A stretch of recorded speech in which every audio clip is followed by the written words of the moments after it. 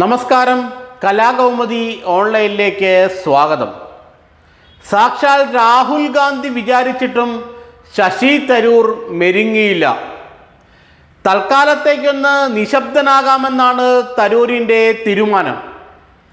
ഡൽഹിയിൽ നടന്ന നേതാക്കളുടെ കൂട്ടസമ്മേളനത്തിൽ അടുത്ത തവണ ഭരണത്തിലേറാൻ വേണ്ടി പലരും നെഞ്ചുപൊട്ടി നിലവിളിച്ച് ഐക്യാഹ്വാനം നടത്തി. എന്നാൽ അവിടെയും ശശി തരൂർ വേറിട്ടു നിന്നു.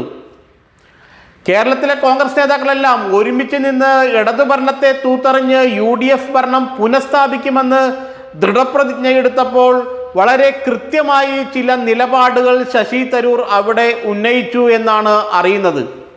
ഏതായാലും തരൂർ ഇനി കോൺഗ്രസിൽ അധികകാലം തുടരില്ല എന്ന് രാഹുൽ ഗാന്ധിക്കും കേരളത്തിലെ കോൺഗ്രസ് നേതാക്കൾക്കും ബോധ്യമായി. രാഹുൽ ഗാന്ധി പരമാവധി ശ്രമിച്ചിട്ടും ശശി തരൂർ മെരുങ്ങാൻ തയ്യാറായിട്ടില്ല.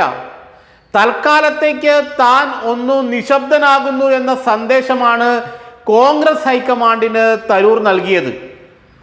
വരുന്ന തദ്ദേശ സ്വയംഭരണ സ്ഥാപന തെരഞ്ഞെടുപ്പിന് ശേഷം കേരളത്തിലെ കോൺഗ്രസിനെ എന്ത് ചെയ്യണമെന്ന് താൻ തീരുമാനിക്കുമെന്ന കൃത്യവും വ്യക്തവുമായ സന്ദേശമാണ് ശശി തരൂർ രാഹുൽ ഗാന്ധിക്ക് നൽകിയത്.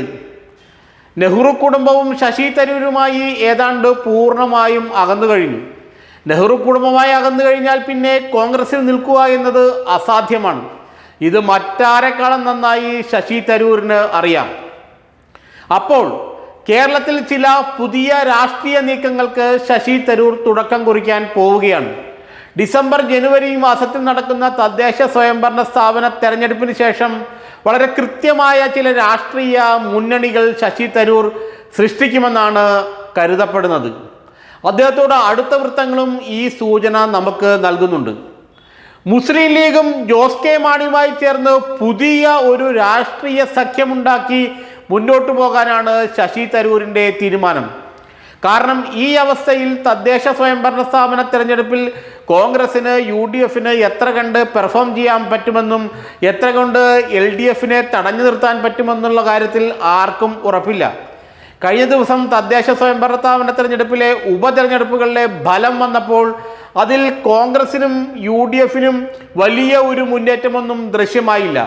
മാത്രമല്ല CPMനും ഇടതുപക്ഷത്തിനും അവരുടെ കയ്യിലുള്ള സീറ്റുകൾ അങ്ങനെ കാര്യമായി നഷ്ടപ്പെട്ടുമില്ല.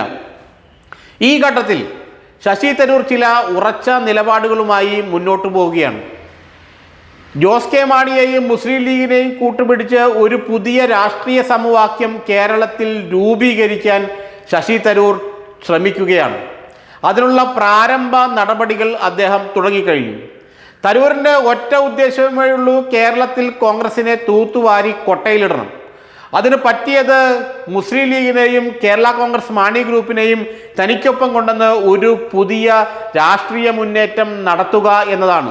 ഈ മുന്നേറ്റം അടിസ്ഥാനപരമായിട്ട് ഇടതുമുന്നണിക്ക് പിണറായി വിജയന് CPMന് അനുകൂലമാകുന്നുള്ള കാര്യത്തിൽ ആർക്കും തർക്കമില്ല.